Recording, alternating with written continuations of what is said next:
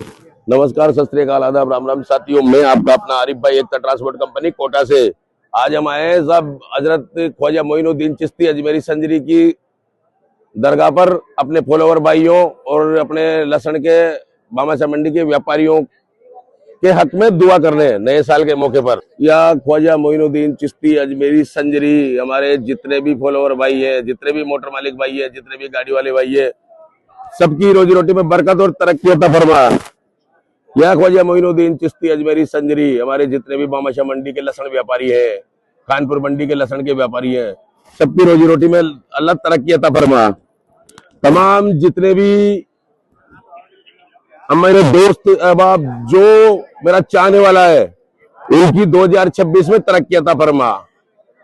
खासकर उन लहसुन व्यापारी भाइयों की जिनसे हमारा काम चलता है, उनकी रोजी रोटी में तरक्की अता फरमा। आमीन आमीन आमीन सुम्मा आमीन।